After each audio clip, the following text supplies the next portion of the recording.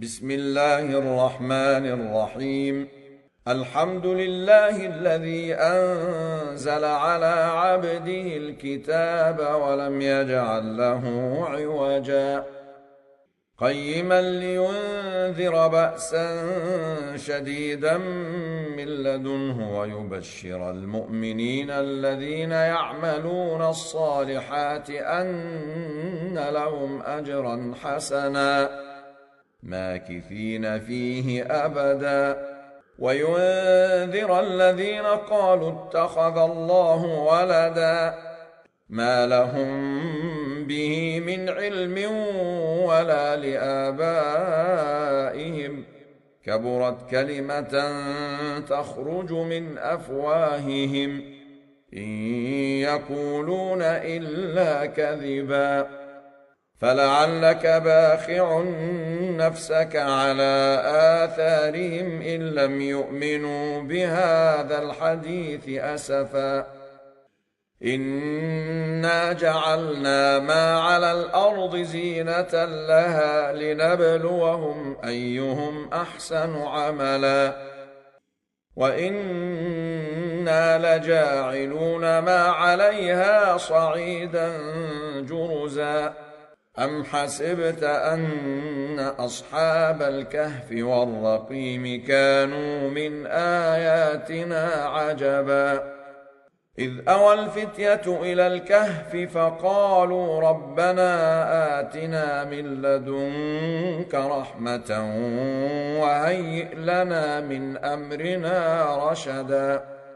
فضربنا على آذانهم في الكهف سنين عددا ثم بعثناهم لنعلم أي الحزبين أحصى لما لبثوا أمدا نحن نقص عليك نبأهم بالحق إنهم فتية آمنوا بربهم وزدناهم هدى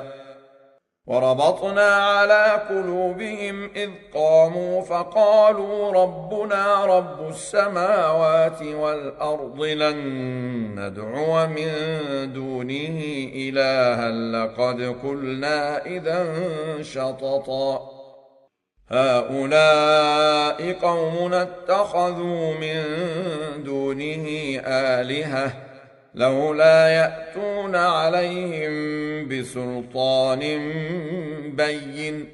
فمن أظلم ممن افترى على الله كذبا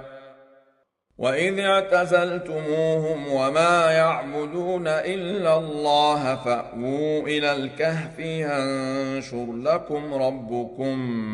من رحمته ويهيئ لكم من أمركم مرفقا وترى الشمس إذا طلعت تزاور عن كهفهم ذات اليمين وإذا غربت تقرضهم ذات الشمال وهم في فجوة منه ذلك من آيات الله من يهد الله فهو المهتد ومن يضلل فلن تجد له وليا مرشدا وتحسبهم أيقاظا وهم رقود ونقلبهم ذات اليمين وذات الشمال وكلبهم باسط ذراعيه بالوصيد لو اطلعت عليهم لوليت منهم فرارا ولملئت منهم رعبا وكذلك بعثناهم ليتساءلوا بينهم قال قائل منهم كم لبثتم قالوا لبثنا يوما أو بعض يوم قالوا ربكم أعلم بما لبثتم فابعثوا أحدكم بورقكم هذه إلى المدينة فلينظر أيها أزكى طعاما فليأتكم برزق منه وليتلطف ولا يشعرن بكم أحدا إنهم إن يظهروا عليكم يرجموكم أو يعيدوكم في ملتهم ولن تفلحوا إذا أبدا وكذلك أعثرنا عليهم ليعلموا أن وعد الله حق وأن الساعة لا ريب فيها إذ يتنازعون بينهم أمرهم فقالوا ابنوا عليهم بنيانا ربهم أعلم بهم قال الذين غلبوا على أمرهم لنتخذن عليهم مسجدا سيقولون ثلاثة رابعهم كلبهم ويقولون خمسة سادسهم كلبهم رجما بالغيب ويقولون سبعة وثامنهم كلبهم قل ربي أعلم بعدتهم ما يعلمهم إلا قليل فلا تمار فيهم إلا مراء ظاهرا ولا تستفت فيهم منهم أحدا ولا تقولن لشيء إني فاعل ذلك غدا إلا أن يشاء الله واذكر ربك إذا نسيت وقل عسى أن يهديني ربي لأقرب من هذا رشدا ولبثوا في كهفهم 300 سنين وازدادوا 9 قل الله أعلم بما لبثوا له غيب السماوات والأرض أبصر به وأسمع ما لهم من دونه من ولي ولا يشرك في حكمه أحدا واتل ما أوحي إليك من كتاب ربك لا مبدل لكلماته ولن تجد من دونه ملتحدا واصبر نفسك مع الذين يدعون ربهم بالغداة والعشي يريدون وجهه ولا تعد عيناك عنهم تريد زينة الحياة الدنيا ولا تطع من أغفلنا قلبه عن ذكرنا واتبع هواه وكان أمره فرطا وقل الحق من ربكم فمن شاء فليؤمن ومن شاء فليكفر إنا أعتدنا للظالمين نارا أحاط بهم سرادقها وإن يستغيثوا يغاثوا بماء كالمهل يشوي الوجوه بئس الشراب وساءت مرتفقا إن الذين آمنوا وعملوا الصالحات إنا لا نضيع أجر من أحسن عملا أولئك لهم جنات عدن تجري من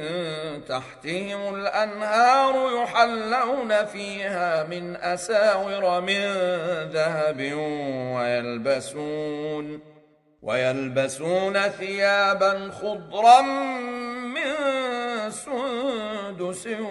واستبرق متكئين فيها على الأرائك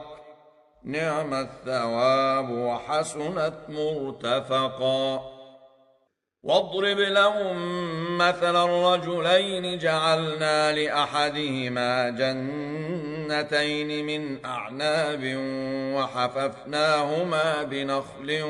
وجعلنا بينهما زرعا كلتا الجنتين آتت أكلها ولم تظلم منه شيئا وفجرنا خلالهما نهرا وكان له ثمر فقال لصاحبه وهو يحاوره أنا أكثر منك مالا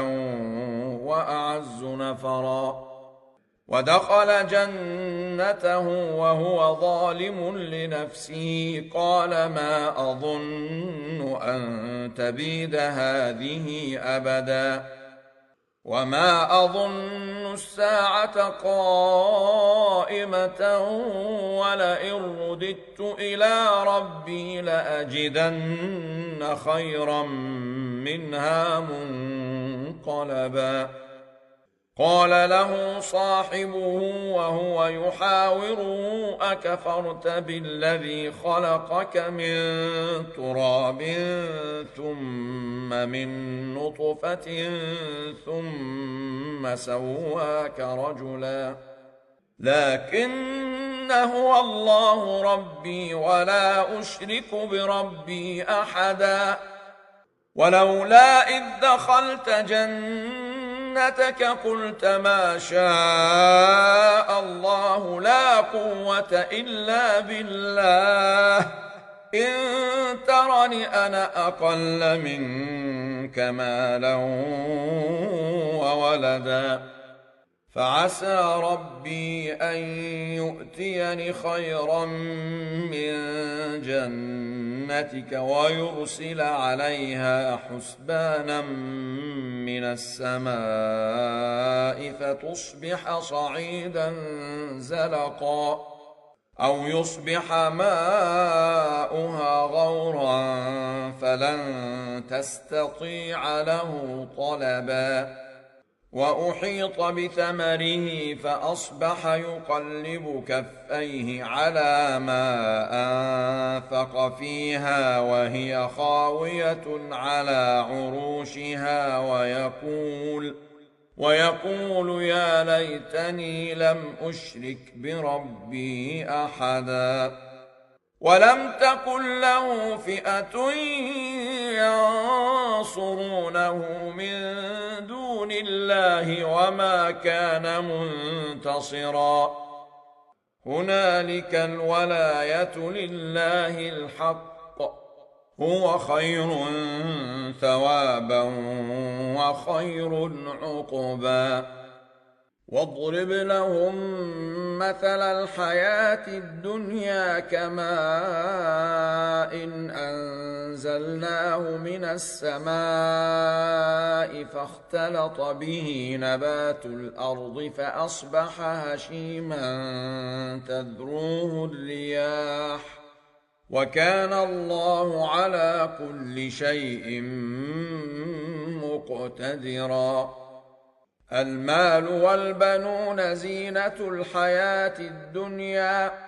والباقيات الصالحات خير عند ربك ثوابا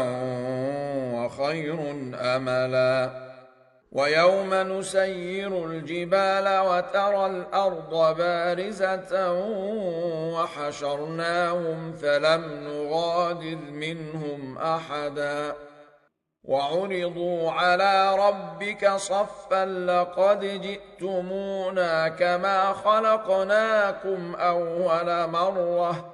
بل زعمتم أن لن نجعل لكم موعدا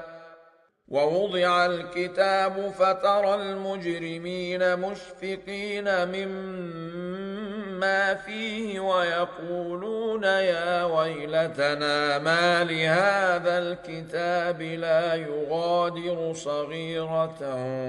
ولا كبيرة إلا أحصاها ووجدوا ما عملوا حاضرا ولا يظلم ربك أحدا وإذ قلنا للملائكة اسجدوا لآدم فسجدوا إلا إبليس كان من الجن ففسق عن أمر ربه أفتتخذونه وذريته أولياء من دوني وهم لكم عدو بئس للظالمين بدلا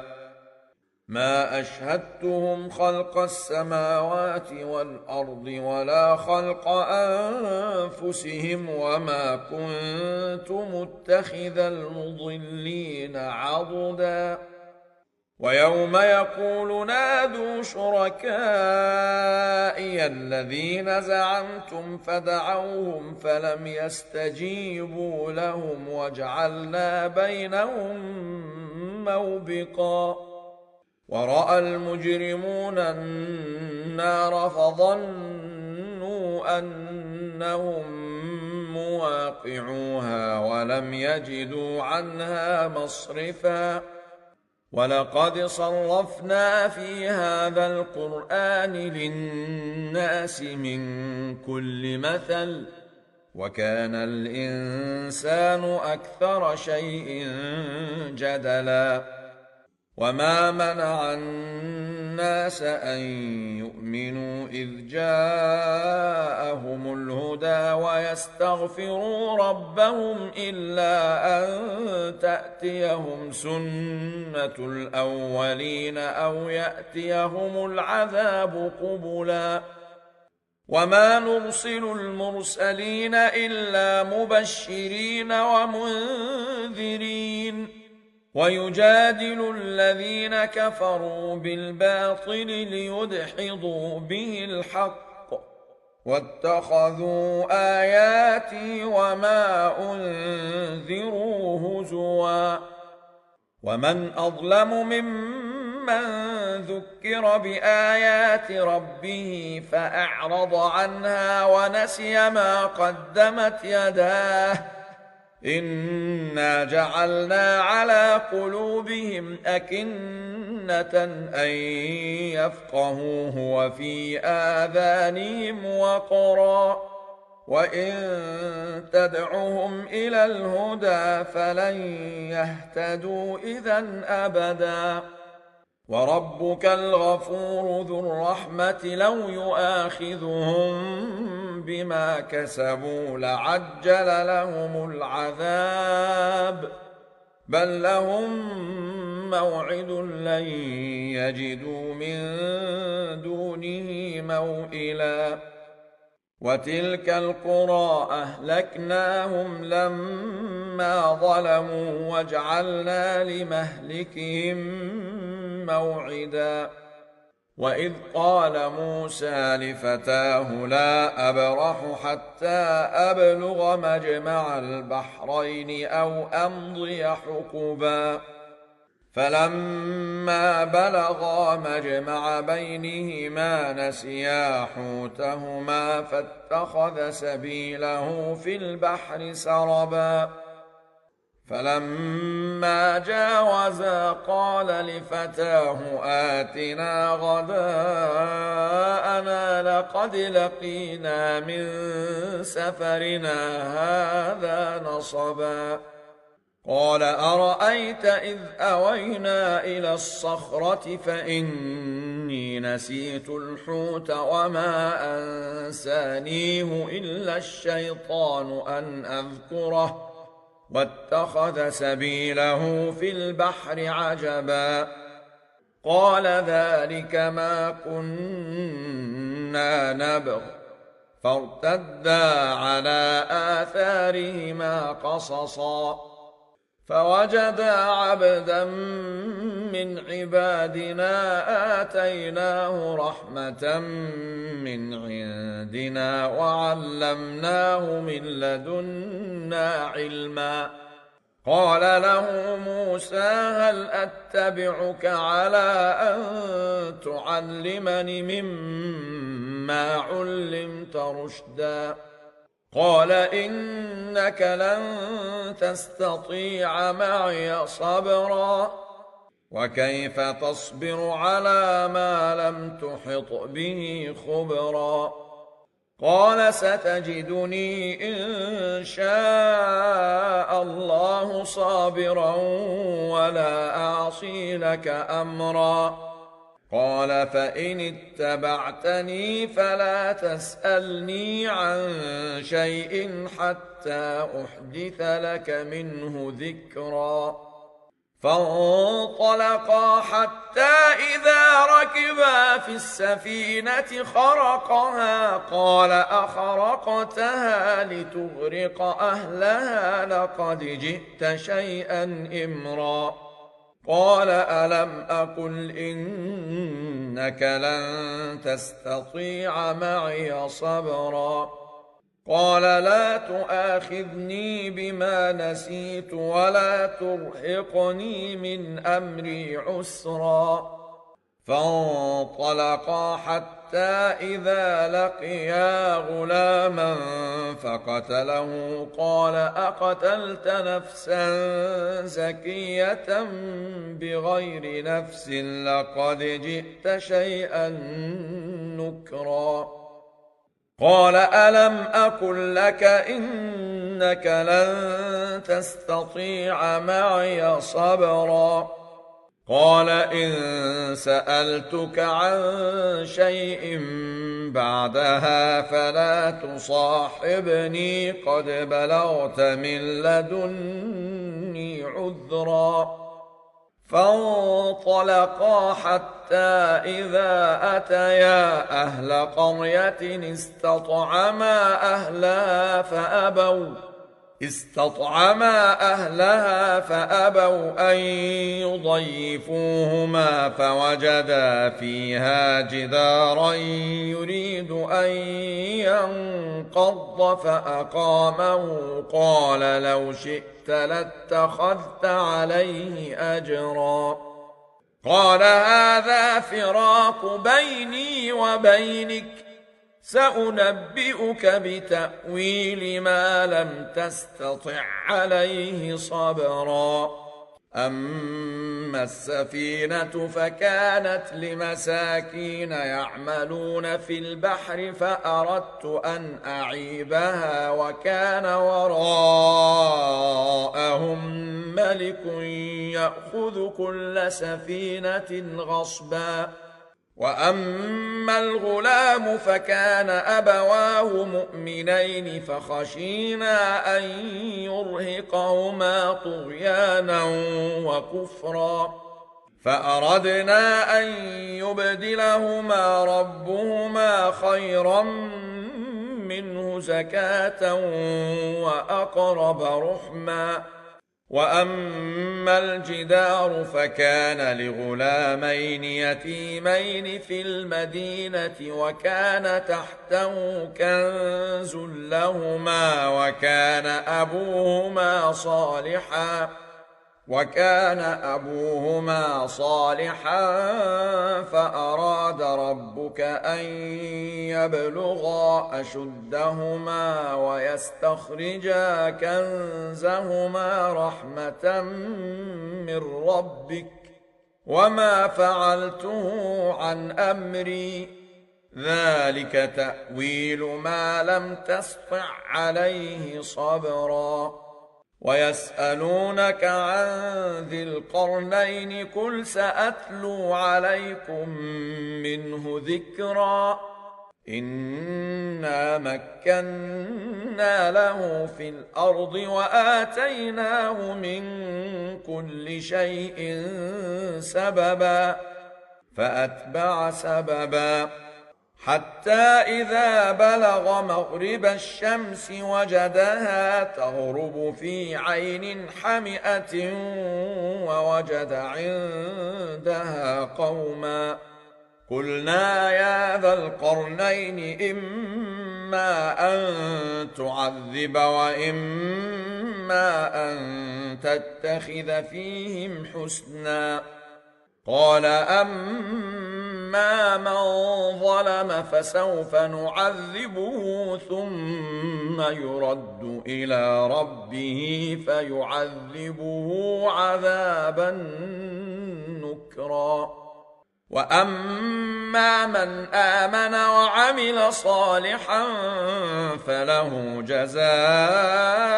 الحسنى وسنقول له من أمرنا يسرا. ثم أتبع سببا حتى إذا بلغ مطلع الشمس وجدها تطلع على قوم لم نجعل لهم من دونها سترا. كذلك وقد أحطنا بما لديه خبرا. ثم أتبع سببا حتى إذا بلغ بين السدين وجد من دونهما قوما لا يكادون يفقهون قولا. قالوا يا ذا القرنين إن يأجوج ومأجوج مفسدون في الأرض فهل نجعل لك خرجا على أن تجعل بيننا وبينهم سدا. قال ما مكني فيه ربي خير فأعينوني بقوة أجعل بينكم وبينهم ردما. آتوني زبر الحديد حتى إذا ساوى بين الصدفين قال انفخوا حتى إذا جعله نارا قال آتوني أفرغ عليه قطرا. فما استطاعوا أن يظهروه وما استطاعوا له نقبا. قال هذا رحمة من ربي فإذا جاء وعد ربي جعله دكا وكان وعد ربي حقا. وتركنا بعضهم يومئذ يموج في بعض ونفخ في الصور فجمعناهم جمعا. وعرضنا جهنم يومئذ للكافرين عرضا. الذين كانت أعينهم في غطاء عن ذكري وكانوا لا يستطيعون سمعا. أفحسب الذين كفروا أن يتخذوا عبادي من دوني أولياء إنا أعتدنا جهنم للكافرين نزلا. قل هل ننبئكم بالأخسرين أعمالا الذين ضل سعيهم في الحياة الدنيا وهم يحسبون أنهم يحسنون صنعا. أولئك الذين كفروا بآيات ربهم ولقائه فحبطت أعمالهم فلا نقيم لهم يوم القيامة وزنا. ذلك جزاؤهم جهنم بما كفروا واتخذوا آياتي ورسلي هزوا. إن الذين آمنوا وعملوا الصالحات كانت لهم جنات الفردوس نزلا خالدين فيها لا يبغون عنها حولا. قل لو كان البحر مدادا لكلمات ربي لنفد البحر قبل أن